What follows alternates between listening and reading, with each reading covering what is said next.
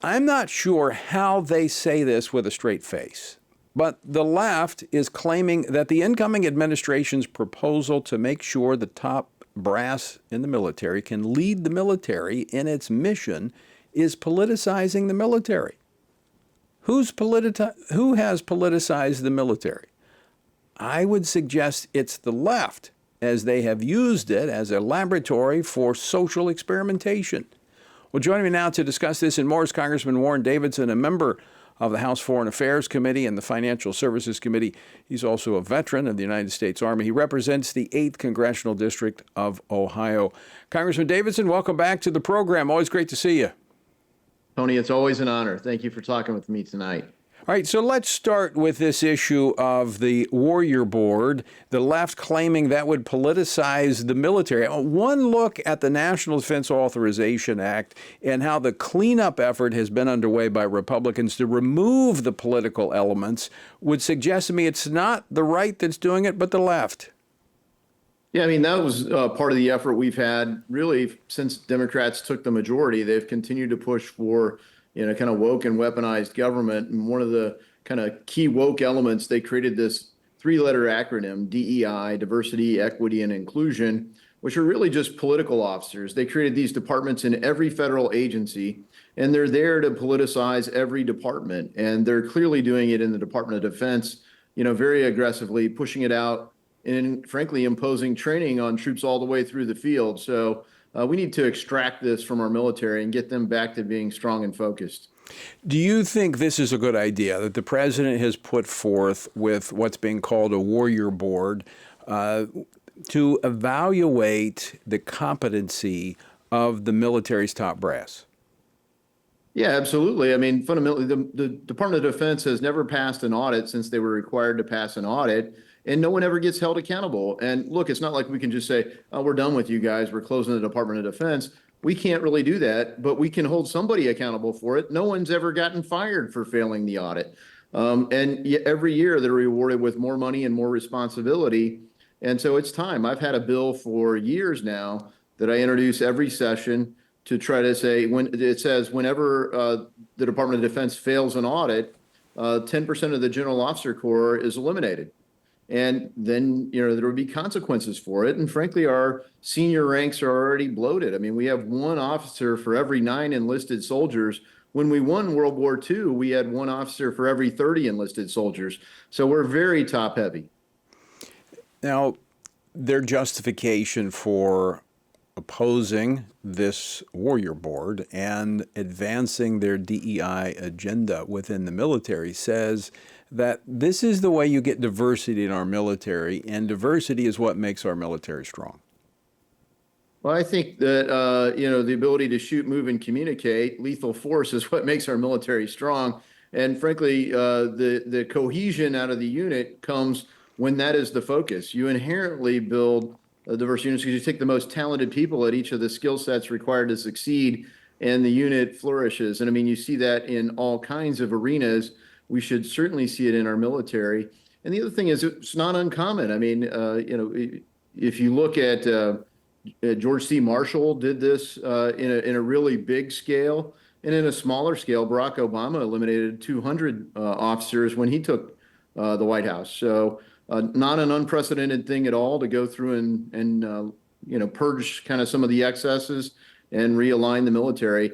And this should happen throughout government, but of all the places it should happen and most clearly aligns with the president's prerogatives, it's in his role as commander-in-chief. The president-elect Donald Trump has tapped Pete Hegseth as the next defense secretary. Your thoughts? I'm very excited. I've really enjoyed getting to know Pete Hegseth. And I'm sure he's overwhelmed with feedback and celebratory praise. But he's also been wrongly criticized. I mean, this guy, okay, he's a major. Usually you say, oh, we need these seasoned insiders. Well, Donald Trump tried the seasoned insiders. He tried, General Mad Dog Mattis, and supposedly he was going to lead transformative change. He didn't lead anything. He was a disaster. Then he brought in, the lobbyist insider, Mark Esper. Esper, more status quo, no reform. So Donald Trump now is saying, I'm going to take somebody that actually means what I'm talking about, which is we're going to get a strong and focused military. Pete Hegseth has written books about it. He's a well-educated, very successful combat veteran as an infantry officer. And I think he's the right kind of leader. We have to get him confirmed. All right, let's turn now to the lame duck session of Congress. One of the issues front and center in this lame duck session is the funding of government. We've got until December the 20th. It's about 1 month to go. What are we going to be looking at? Is it going to be another short-term continuing resolution, booting it into the first of next year? We're going to see an omnibus. What do we anticipate? Well, no secret. Washington, D.C. loves the status quo. They've lobbied hard for it for years, and they fight to preserve it. And they're pushing for an omnibus so that, you can get at least one more year of this woke and weaponized government. All the policies and priorities that the American people just rejected are reflected in the current spending plan. And so it would be a disaster for Congress to accept an omnibus. And, Speaker Johnson has persuaded me convincingly that he's not going to get rolled with an omnibus, that he is going to push for a CR that goes into the president's first 100 days. And that's the fastest way to deliver on the promises Donald Trump and others that make up our Republican majority in the House and Senate made to the American people. So why would we delay that for another year? We should absolutely hit that in the first 100 days. And the best way to do that is to get a continuing resolution that goes into the first 100 days. So an omnibus that some have been discussing would be funding for the rest of the year, kind of lumped together as we've seen before. You never know what's tucked away in there, but it would add additional funds to the government, whereas a CR simply extends what we currently have until the new administration can put their fingerprint on the funding priorities.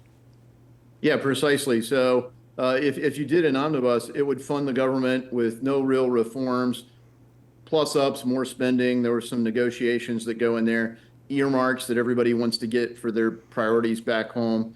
In general, it's been more money in more places on more people. And it would go all the way till September 30th of next year. That's the fiscal year 2025 spending plan. That was frankly due September 30th of this year, but has kind of turned into the Christmas tradition that Congress, well, you got to pass this or we're going to have to stay through Christmas. If that's what it takes, fine, stay through Christmas. But the reality is we should push it out into the, at least early February. So you get, a little bit of runway with the House and Senate. There's really no reason we couldn't have this by the end of January, though, on the president's desk with priorities that he and we promised to deliver to the American people during this campaign season.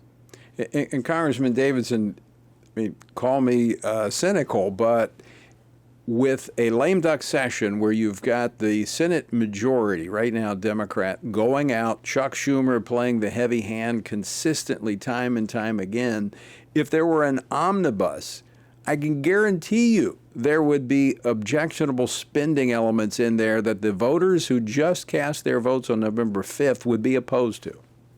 100% there would be, and there were last time. Speaker Johnson caught a lot of blowback because less than half of the Republicans in the House voted for the last omnibus. He broke it into two pieces, but not just my colleagues and I were unhappy with that. The American people were pretty unhappy with that because we funded a lot of things that we promised not to fund, and that got us through this election cycle. But we certainly shouldn't start the next one off on a bad foot by getting another year of the same bad policies. So we need to get it into the first 100 days so we can deliver on really what this campaign season was all about. And the American people overwhelmingly rejected this woke weaponized government, and they want a secure border at the most basic level. Why would we continue to fund interior resettlement of people trying to enter our country illegally? Why wouldn't we turn that off? Why couldn't we in the very first days deliver on President Trump's promise to stop taxing tips? Things like that ought to be in this Make America First, Make America Great Again, America First funding priorities, and we should be able to do it in the first 100 days. Congressman Warren Davidson, 1 minute left. Is this something that our viewers and listeners need to weigh in with their members of Congress? Say, look, just give it over to President Trump. Let him shape the spending for the next year. Yeah, absolutely. No omnibus. Get this to President Trump's desk, not President Biden's. All right. One final question for you. What should we be looking for in the next 3 weeks? President Trump's going to continue to round out his team, and you want to look for people that are going to support President Trump getting his team. I mean, he sent a message to the Senate saying, look, if you're not going to confirm Matt Gaetz, I'm going to do a recess appointment, or I'm going to appoint him for a temporary basis on an interim basis for 210 days and may extend it again for 210 days. Trump's very adamant that he's going to get his team, and he should have it. All right. Congressman Warren Davidson, always great to talk with you. Thanks for joining us today. Thank you, Tony.